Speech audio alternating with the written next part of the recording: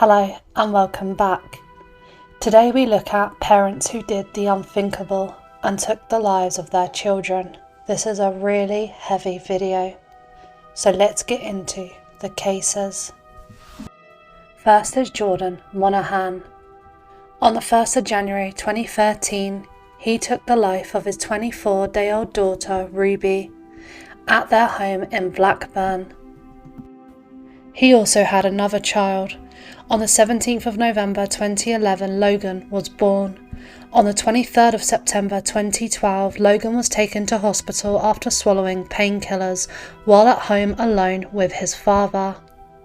At this point, the mum tells him the relationship is over. On the 8th of December 2012, Ruby was born. On the 29th of December 2012, Ruby collapsed in the living room while alone with her father. On the 31st of December 2012, Ruby was diagnosed with a viral infection and was discharged from hospital. On the 1st of January 2013, Ruby collapses again while alone with her father. She lost her life at 2:45 a.m. in hospital. A few months after Ruby passed away, the children's mother discovered that he had run up £2,000 in credit card debt from gambling and told him the relationship was over. On the 17th of August 2013, Logan went to a local swimming pool on his own with his father. After returning home, it was discovered that Logan had no pulse. Ruby and Logan's cause of death remained unascertained, as neither child's passing could be explained by illness, genetic defect, or natural causes. 5 years after Logan's passing, in January 2018, the police review the deaths of both children after new information comes to light, and they launch a double murder investigation. He was arrested and bailed for further inquiries. He had a new girlfriend of a few months called Evie Adams, and on the 11th of October 2019 they went for a trip to Blackpool. While on the trip, they had a huge argument, and he created a cocktail of prescription drugs which he had purchased unlawfully on the black market after she threatened to end their relationship. On the 24th of October 2019, Evie is found collapsed. She passed away at 8:50 p.m. It was classed as drug toxicity. On the 17th of December 2021, he was found guilty of all 3 murders, as well as 2 counts of attempted murder to a third child who was not identified for legal reasons, and he was sentenced to life imprisonment with 40 years before he can apply for parole. In July 2022, his minimum term was increased to 48 years. In court, it was heard that he committed the crimes because he couldn't face rejection by his partners. It was also heard that police had warned Evie, who had suffered abuse before being fostered at age 12. They said not to be with him. A court order banned contact, but the relationship continued. After she threatened to end their relationship, he took her life. He then created a fake note. He staged this note's discovery by having it fall out of a picture frame as he removed a photo of the couple at her funeral. He spoke to reporters at the time of his children's passing of the heartbreak and posed for photos with the children's grieving mother. He also vowed to undergo genetic testing to see if any underlying health condition was responsible for the children's death. But none of this worked, and as previously stated, he was found guilty, and there was justice served for Ruby, Logan, and for Evie. Now we move on to Maxine Robinson. In 1989, Robinson's 9-month-old daughter, Victoria, suddenly passed away at the family home in Durham. The death was not considered suspicious and was judged to be a cot death. In 1993, both Robinson's 19-month-old daughter, Christine, and her 5-month-old son, Anthony, also died suddenly. This time suspicion fell on Robinson because she had not employed the resuscitation training that she received after Victoria's passing. She was charged with the murders and this went to trial. A lot of experts from her defence at her trial agreed with her claims that the deaths were natural, although other experts, including a Home Office pathologist, disagreed with this. She was convicted of their murders at a trial in 1995 by a very narrow majority verdict. She appealed against the verdict, but her conviction was upheld. Part of her guilty conviction was based upon the evidence of paediatrician Roy Meadows. He had devised a statistical theory that said that more than one explained child death in a family was suspicious and more than two indicated murder. He was used in several other trials, and his work was actually discredited, and the evidence that he posed forward, this theory, was quashed. In January 2004, the Attorney General ordered Robinson's conviction along with many other cases based on his evidence to be reviewed as potentially unsafe.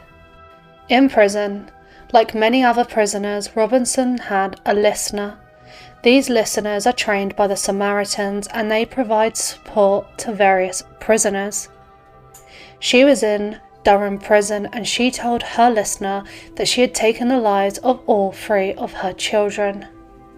Following this, in April 2004, she was charged with the murder of her daughter, Victoria. She was advised by her defence to plead guilty with diminished responsibility, but Robinson pleaded guilty to murder. She said she had taken Victoria's life as she had been unable to cope with her and was depressed at the time, as well as her being criticised by her own mother. She was already serving a life sentence for taking the lives of her two youngest children. She pleaded guilty to taking the life of her eldest. The judge increased her minimum term by 3 years, remarking that the case was a timely reminder that not all mothers in prison for killing their children are victims of miscarriages of justice. Next we move on to Angela Gordon and Junaid Abuhamza. Kyra passed away after months of starvation at her home in Birmingham. Angela Gordon, who was 35, and her ex-partner Junaid Abuhamza, who was 31, were jailed for manslaughter. Gordon, her mother, was sentenced to 15 years, and her ex-partner was jailed indefinitely for the public's protection, with a minimum term of 7.5 years. Kyra passed away in May 2008 when she had an infection after months of starvation at her home. She was removed from school and subjected to a punishment regime which included standing outside in the cold or in front of a fan for long periods of time, having cold water poured over her, as well as physical punishment. She and 5 other children were deprived of food and prevented from entering the fully stocked kitchen by a bolt fixed out of their reach on the door. When Kyra passed away, she had lost about 40% of her body weight. She was so thin that her body mass index could not be measured on any available chart. At the trial, it was heard that Birmingham City Council will also face questions over childcare procedures. It emerged that staff at Kyra's school had been so concerned about her welfare that in one 24-hour period the deputy head teacher made 3 phone calls to social services to express anxiety about her welfare. Kyra's mother and her stepfather admitted manslaughter. Angela Gordon pleaded not guilty with diminished responsibility 6 weeks into the trial, after days of psychiatric assessment. The prosecution said 3 psychiatrists had agreed she was suffering from severe depression in the month before Kyra died at her home in Birmingham. For that reason, we cannot resist the defence of diminished responsibility now raised for the first time. They have both already admitted 5 counts of cruelty to other children who cannot be identified for legal reasons. Those children who were also in the defendant's care were treated the same. 2 of them found to be in a state of acute, severe and dangerous malnutrition. As stated previously, Angela Gordon, Kyra's mother, was sentenced to 15 years, and her stepfather, Abuhamza, was jailed indefinitely for the public's protection, with a minimum term of 7.5 years. Paris May was 14 years old. She gave birth to her son Stanley, alone in the living room of her family home while her parents and brother slept upstairs. She then took the life of her newborn baby and placed him in a bin. Paris Mayo was charged with Stanley's murder. She claimed she did not know she was pregnant until minutes before her child was born. She claimed that Stanley hit his head when he fell out of her as she gave birth standing up. She said that's when she finally realised she was pregnant. She did not call for help despite suffering terrible labour pain because she was worried her mother would be disappointed and her father angry. At her trial, the prosecution argued she must have known she was pregnant and planned to take Stanley's life to prevent her family from finding out. A jury found her guilty of murder. The judge described the case as sad and troubling. He said Stanley suffered serious and appalling injuries at the hands of someone he should have been able to trust, his mother. Mayo was immature and insecure when she became pregnant, aged 14. She had begun to try have intercourse when she was 13 to make boys like her and had unprotected intercourse with her child's father because he did not like wearing protection. At the trial, it was also heard that neither her parents nor her teachers at the school had noticed what was going on. She was ordered to be detained for a minimum of 12 years. Next is Ben Butler. Ellie Butler was born on the 30th of December 2006, but had her life cut short when her father took her life in October 2013. At his home in Sutton in London. Years before, Ellie was admitted to hospital with head injuries in 2007. After this, she was removed from her parents and she lived with her maternal grandparents until late 2012, when a judge, Justice Mary Hogg, ordered she be returned to her parents. She was returned to the parents after a court battle between Ellie's parents and her grandparents. Ben Butler was actually convicted of shaking her, but the local authorities circulated a letter exonerating him after his conviction was quashed by the Court of Appeal, and Ellie was returned home to her parents. Within a year, her father took her life. On the 21st of June 2016, Ben Butler was found guilty of murder at the Old Bailey in London and sentenced to a minimum of 23 years. Jenny Gray, Ellie's mother, was jailed for 42 months in connection with the case after admitting perverting the course of justice, and they were both also found guilty of child cruelty. Following this, huge inquiries took place. Sutton's Safeguarding Children Board conducted a serious case review into Ellie Butler's death. And actually, members of the local authority, including the Judge Hogg, who said Ben Butler was a miscarriage of justice and allowed Ellie to be put back with her parents, refused to cooperate with the inquiry. The report said, the serious case review concluded that the family's court decision to exonerate Ben Butler of harming Ellie in 2007, combined with its subsequent order for agencies to be sent a letter to that effect, had a very significant impact on how agencies could protect his children from that point in time onwards. Ben Butler's exoneration and the judge's statement about him being a victim of miscarriage of justice had the effect of handling all the power to the parents. Hogg refused to comment again on the conviction outcome and retired from the High Court shortly afterwards. An inquest formally determined that she was unlawfully killed, but the coroner, Dame Linda Dobbs, said the action or inaction of agencies that had been involved in her case could not be said to have possibly or probably contributed to her death. Following this, Ellie's grandfather, Neil Gray, made a statement saying, "I believe the agencies involved with Ellie's care have blood on their hands. They were not called to account in the coroner's conclusions, despite the fact that they accepted they had let Ellie down. I would like to take the case further. My concern is that this could happen again to another child." Carla Scott had a partner, Dirk Howell, and a son, Alfie Still. Alfie received cruel treatment and abuse from the pair, which resulted in him losing his life. At the trial, it was heard that the family were known to the police and social services. Evidence was told of 999 calls from neighbours and reports from other people regarding concerns over Scott and Howell's conduct and treatment of Alfie in the months before he lost his life. This raised major concerns.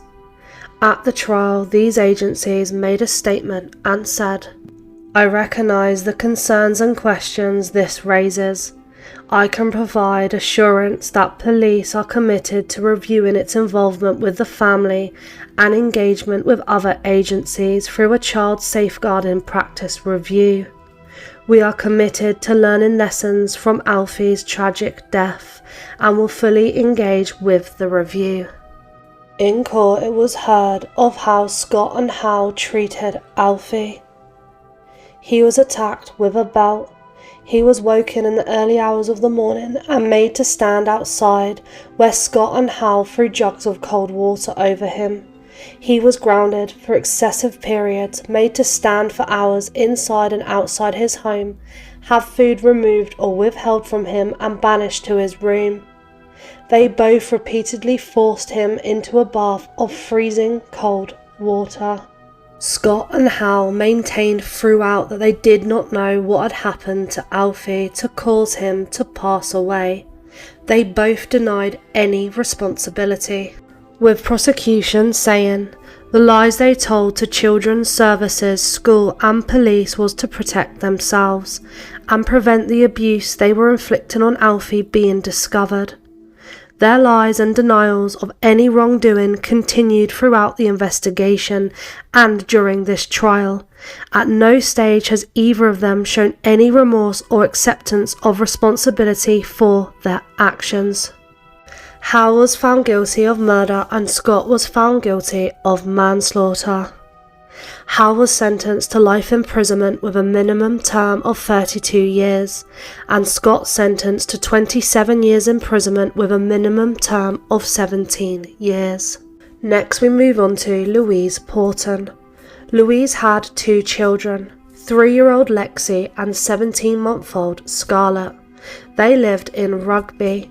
But between August 2016 and November 2017, they lived at an address in Willenhall. The landlady of the address said that she had spent so much time caring for her children, as Porton socialised instead of looking after them. She said that Porton would do whatever she could not to have them with her. Porton said she was a model and spent a lot of time on dating apps as a lady of the night. The children's father did not have contact with them and had never met Scarlett. In January 2018, Lexi, her daughter, was admitted to hospital twice for illnesses which doctors could not explain. She was first taken to hospital on the 2nd of January, suffering from breathing difficulties. She was then taken to hospital again on the 4th of January, both times being saved only by the work of paramedics. Medical staff at the time did not consider anything to be suspicious, and they believed her condition was because of a chest infection. Porton really showed no concern or little care for Lexi. It actually later emerged that she was sending not safe for work photographs to a man from the toilets in the hospital, offering acts in return for money. A few days after Lexi had been discharged from hospital, Porton called 999, reporting her daughter was ill again. When the operator asked if the girl was breathing, Porton simply replied, "No." When help arrived, it was found that Lexi had passed away a long time before she had even phoned the emergency services. Just one day after Lexi passed away, Porton spent the day accepting friend requests on the dating app Meet Me, as well as messaging other men on the other app Badoo. She messaged one man, "My little girl passed away yesterday," and then continued to chat with him about tattoos. She also spent the day arranging to meet other men. She was also heard laughing in the funeral parlour by the funeral arranger. They said they saw her using FaceTime speaking to a man. Only 18 days after Lexi had passed away, and only 2 days after, Porton was heard laughing at the funeral parlour. 17-month-old Scarlett suddenly passed away. Porton had called 111, the non-emergency NHS line, reporting that her daughter was unwell, yet she claimed it didn't seem urgent. Scarlett was found by paramedics who arrived 9 minutes later with no pulse. Again, just like Lexi, Porton had no concerned care and didn't even seem upset that Scarlett had passed away. Porton claimed that Scarlett had the flu, but this time suspicion fell on her, and police then discovered that she had made a series of incriminating internet searches throughout the month of January that indicated she had taken the lives of both her children and attempted to cover it up.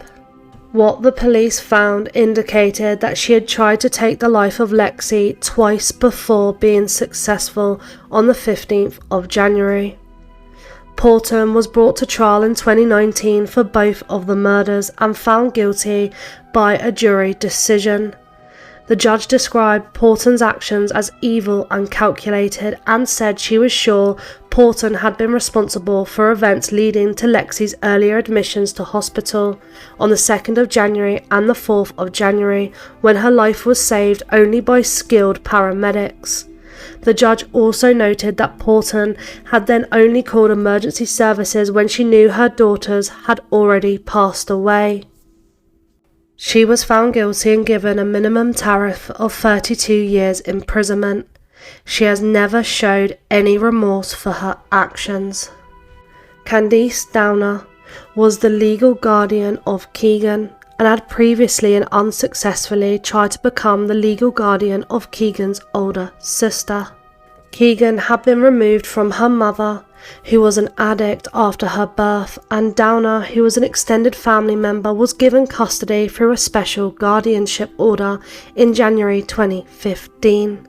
Previously, for 10 months, Keegan had been raised by a foster carer and was described as a healthy and happy baby.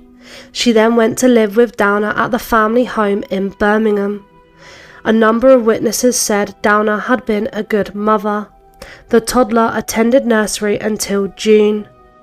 People described this as a turning point because it ended any public scrutiny of the child's care. 18-month-old Keegan collapsed at home. Downer had left her alone for more than 2 hours to take another child to a wedding rehearsal. After Downer returned home, CCTV footage showed her driving to a dump and getting rid of a mattress, a baby grow and pyjamas near a skip before ringing 999. Keegan passed away on the 5th of September 2015 at the family home, and Downer was arrested. It was found that Keegan had 153 scars, abrasions and bruises, but Downer never sought medical help and never registered the child with a GP. Downer was found guilty at court and handed a minimum term of 18 years. Now we move on to Craig Crouch and Gemma Barton. Gemma Barton met Craig Couch when she was 4 months pregnant with her son, Jacob. They became very close very quickly. They called Jacob our little boy only a month after getting together. Jacob was then born on the 17th of February 2020, and Crouch was named as his father on his birth certificate. But Jacob passed away in December 2020 after suffering months of abuse. The final fatal attack was by Craig. Jacob had sustained at least 39 fractures, with 22 of these occurring in the week he passed away. They were both arrested, and at court it was said that neither parent had given Jacob the care he needed or deserved. Texts were also revealed, and Jacob was referred to as the devil.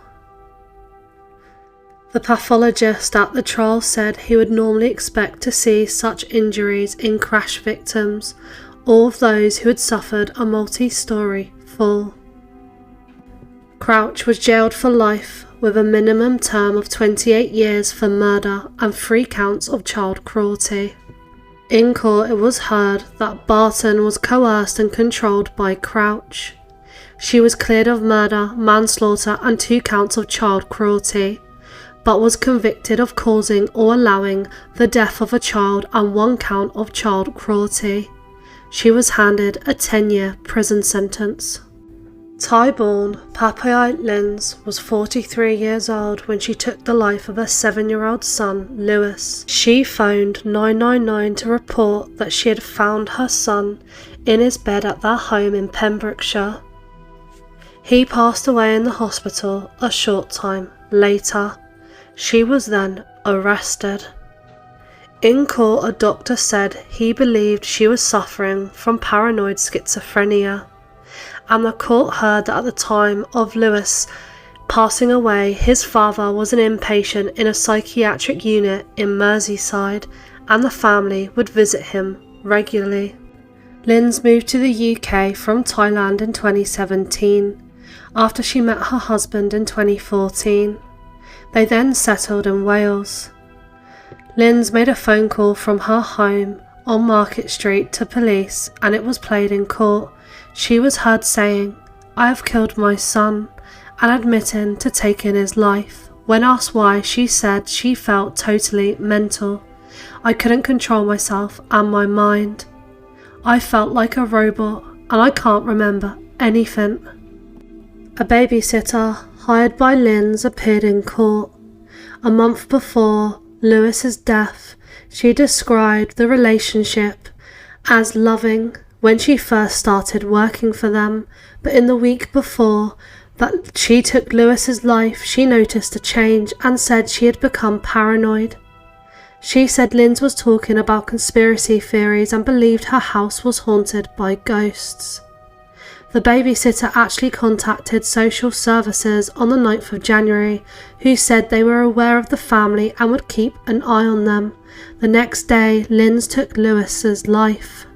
At court, in the final sentencing, the judge said, "Your son Lewis was not killed by you because you are a wicked person.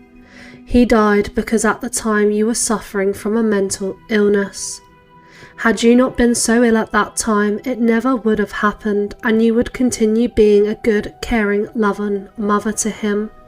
What happened to Lewis was an unspeakable tragedy, and I'm quite aware that his loss is quite unbearable for many people. I truly hope, however, that the reasoning behind the order will be understood by them." 3 psychiatrists advised that she was not sent to prison, and the judge followed this advice. She was sent to a hospital on an indefinite order. Stephen Boden and Shannon Marsden had a son, Finlay Boden, and they were known to the social services. But the pair worked together to keep professionals away from Finlay, to protect each other and cover up the serious violence and abuse they inflicted on him. They cancelled a health visitor's appointment 2 days before he passed away, and told social services when they arrived unannounced that Finlay may have COVID-19 and refused to let them in. Finlay was born on the 15th of February 2020. Social workers had decided to remove him from his parents as the local authority. They believed he was likely to suffer significant harm at home. Over the next 6 months, Boden and Marsden lied to social workers to persuade them that they had made positive changes, helped by COVID restrictions that limited physical interactions. Finley was returned to their care after a family court hearing on the 1st of October. In the papers, the local authorities said Finley should return gradually through a transition plan over about 4 months. A guardian appointed to represent Finley's best interest, Amanda O'Rourke, submitted a report to the hearing, which was held over the phone due to the pandemic. She had actually only been able to see him once via a WhatsApp video call while he was with his carers. Finley was a smiler, she wrote in her report, who liked to blow raspberries. She accepted the squalor, drug use and domestic violence in the parents' past, and her report said she agreed in principle with the transition plan, but said it should take place much faster, given the parents had clearly made and sustained positive changes. The report said Finley should go back to their care within a 6 to 8 week period. The final decision was made by 2 magistrates, assisted by a legal advisor. Paramedics were called to their filthy terraced home on Christmas Day after Finley suffered a cardiac arrest. He was taken to hospital and later passed away. Finley's injuries included 57 breaks to his bones and 71 bruises, as well as 2 burns. They were found guilty of murder. Boden was to serve a life order with a minimum term of 29 years, and Marsden to serve a minimum term of 27 years.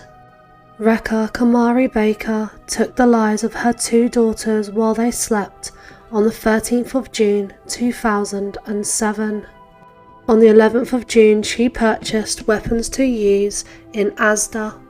2 days later, she took the lives of her 16-year-old daughter Davina and her 13-year-old daughter Jasmine. It was a form of revenge against her ex-husband and father of her daughters, David Baker. She was found guilty of murder and sentenced to life imprisonment with a minimum tariff of 33 years.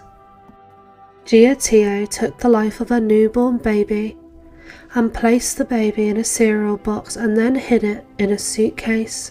She was then arrested. This happened in her Coventry student flat. At her trial, the judge said she was sure the student had planned to take the life of the baby after giving birth in private.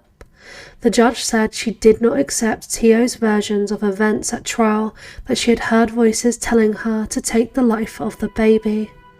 She had travelled from Malaysia to study at Coventry University while pregnant in early 2024. She gave birth to her baby at full term at her student flat on the 4th of March and then took her newborn baby's life. After being arrested, she continuously denied giving birth to a child when receiving medical help, but after an examination admitted to police she had hidden the baby. The judge said, "I am sure you decided to give birth all on your own as you were determined that no one should know you were pregnant and no one should know you had had a baby. This was because you had decided that you were going to get rid of your baby as soon as she was born, and then no one would ever know you had had a baby." She was sentenced to 17 years in prison. Cody-Anne Jackson took the life of her 2-year-old daughter, Macy Hogan, after sending Macy's father a message reading, "Sorry, just thought you deserved one last picture and a memory of." Paul Hogan had moved out of the family home just a week before. Jackson dialed 999 saying that her daughter was not breathing.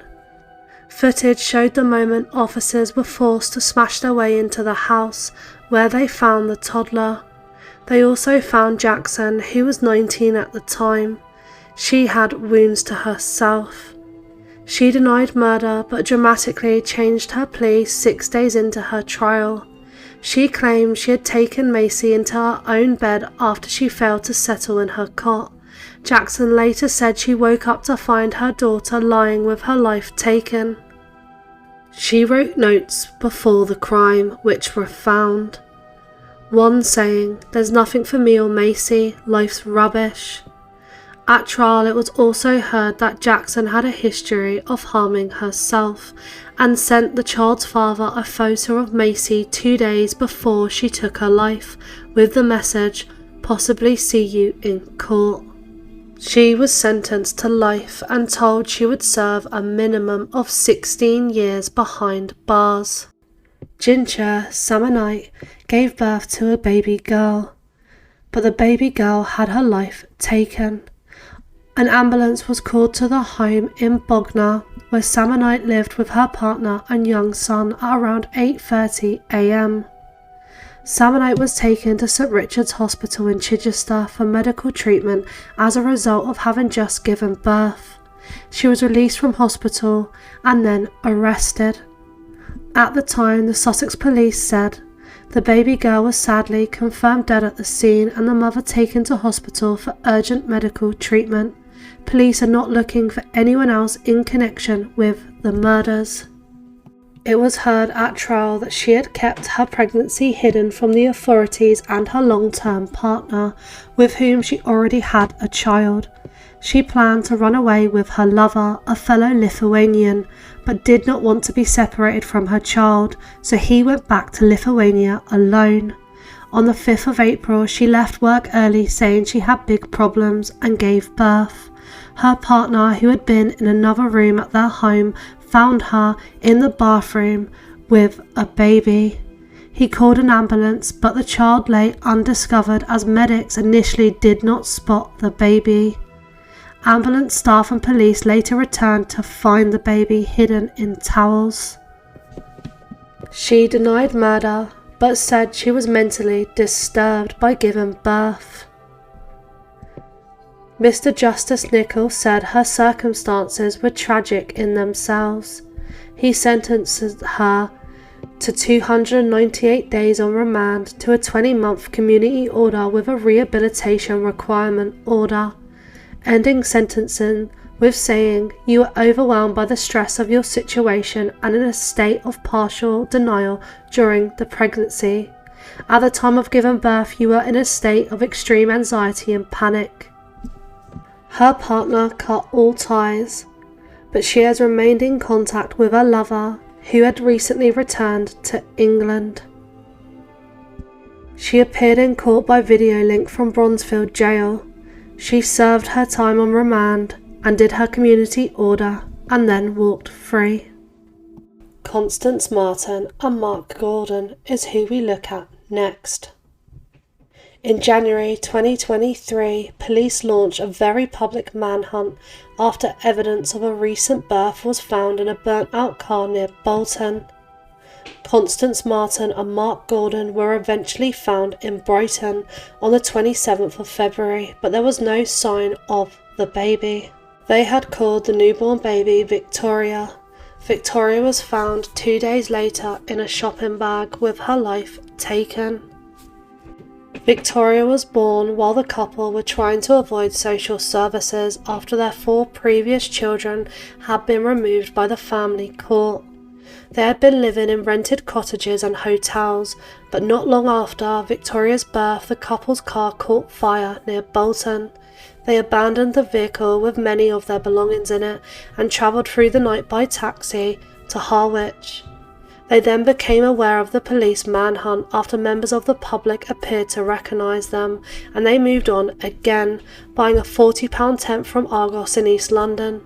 2.5 days after the fire, the couple was seen on CCTV walking onto the South Downs just outside Newhaven.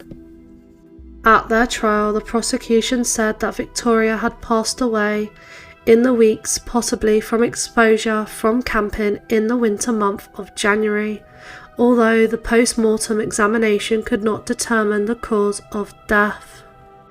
Constance Marten told the jury that she had not exposed Victoria to dangerous conditions and had fallen asleep holding Victoria on the second day of camping, waking up to find that she was not breathing.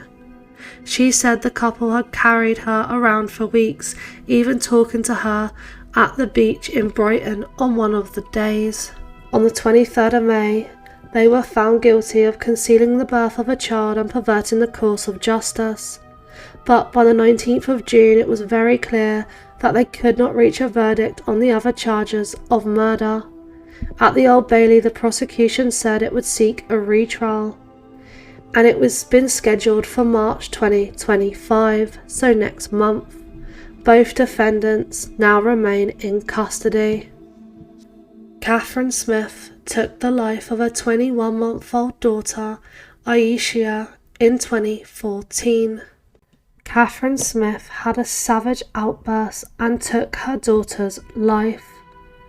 After taking her life, she had claimed benefits for her daughter for nearly 6 months. She said she contacted the Department of Work and Pensions to inform them about her change in circumstances in October 2014. Smith still did not want to inform them about the child's death. Instead, she said her claim was transferring to her mother. When she was asked why she had created this story by the defense barrister, she said, "I didn't want to get into the conversation about my daughter dying. I didn't want to admit she had gone." She said she did not deliberately try to get benefits she was not entitled to, and no money was ever paid to her mother. At her trial, she said on the day she took her daughter's life, herself and her boyfriend Rigby were in the kitchen for a couple of moments after she left him in the bedroom with her daughter before hearing the child gasp. She said they had both rushed into the room to see her lying on her side. The couple attempted to revive her. Smith dialed 999 within 3 minutes, but nothing could be done to save her in a hospital. She also said she overreacted when asked to explain why she retracted a statement she had made to the police a month before her daughter died, where she said she was scared of Rigby and did not want him near her or her daughter as he couldn't control his temper. Ultimately, she was found guilty of murder and was ordered to serve at least 24 years in prison. This sentence has already been reduced by a judge to 19 years due to her youth and immaturity. Abigail Palmer took the life of her 2-month-old baby, Terry Ray, on the 2nd of January 2017. She was convicted of manslaughter and jailed for 13.5 years. Birmingham's Safeguarding Children Partnership said she must take full responsibility for the death. After the conviction, there was an independent review. It was found that Terry Ray was subject of a multi-agency child protection plan from birth. This was due to concerns based on her mother's past parenting difficulties, problems with alcohol and substance misuse, as well as previous abusive relationships. It found that during her brief life, Terry Ray was seen frequently by health and social work professionals and was consistently viewed as making good progress and being well cared for. She was last seen by a social worker at an unannounced visit 4 days before her mother took her life. Rachel Tunstill took the life of her newborn baby, Mia Kelly, in the bathroom of her flat in Burnley on the 14th of January 2017. On the day, Rachel called for her partner Ryan Kelly, who was playing on his games console, to pass her the scissors. As he handed them through the bathroom door, Tunstill said, "Thanks babe," before closing the door. At her trial, Mr. Kelly, who had been in a relationship with her for 9 years, said he did not suspect his partner was given birth and thought she was going through the motions of a miscarriage she claimed she had suffered 6 weeks earlier. But Tunstill, who has a degree in psychology and a master's in forensic psychology, took the life of Mia before putting her in a carrier bag and putting her in a bin. She denied murder, claiming her memory of the day was very hazy. She was found guilty and sentenced to a minimum of 20 years in prison. Rachel Tunstill passed away in custody on the 1st of August 2023, with Style Prison saying, "As with all deaths in custody, the prisons and probation will investigate." They confirmed that she had not done any harm to herself. Veronique John took the life of her 7-year-old daughter and 11-year-old son in a frenzied attack. She then went on to try and take the life of her husband at their home in June 2023. She was charged with murder as well as the attempted murder of her husband. The judge told her she would remain at a secure hospital. It only took 30 minutes before the ruling that she took the lives of her children unlawfully and attempted to take the life of her husband, Nathan John. At the trial, the prosecution set out the case, but the defendant didn't appear in the proceedings. It was heard at court that on the day she took the lives of her 2 children in the house because she did not want her husband to have them. After this, she then headed to the car wash to try and attack him before returning to her home and phoning 999. She told police when they arrived at her home, "If you have a weapon, shoot me. I am not a monster. He was going to take them from me." She is serving time in Rampton's secure unit. She has been diagnosed with complex post-traumatic stress disorder as well as personality and depressive disorders. Felicia Boots took the life of her 10-month-old baby and her 1-year-old daughter. At her trial, the judge didn't send her to prison. He accepted the plea of guilty to manslaughter on the grounds of diminished responsibility and placed her under a hospital psychiatric order. He said, "All the signs were there. After the birth of her first child, she had been diagnosed with postnatal depression. She had been prescribed antidepressants and had seen a psychiatrist. There was a history of mental health in her family. Her brother had committed to taking his own life 4 years earlier, and she had been mentally crushed after the breakdown of her first marriage. Her and her husband had just moved into a new house, and she seemed unable to cope or complete simple tasks. And then on this dreadful day, she had been surfing the internet looking for the effects of antidepressants on breastfed babies. She had stopped taking her medication 2 weeks earlier. She then had a paranoid delusion that her children would be taken into care. She took their lives and attempted to take the life of her own. A prison sentence would be inappropriate. This is an almost indescribably sad case. I accept that what the defendant did to the 2 children she and her husband so loved and nurtured was solely the result of a psychiatric and biopsychological factors truly beyond her control." He placed no time limit on the psychiatric order, but left that to the doctors to decide. And that concludes this very heavy video today. Unfortunately, there will be multiple other videos on cases such like those we've covered today.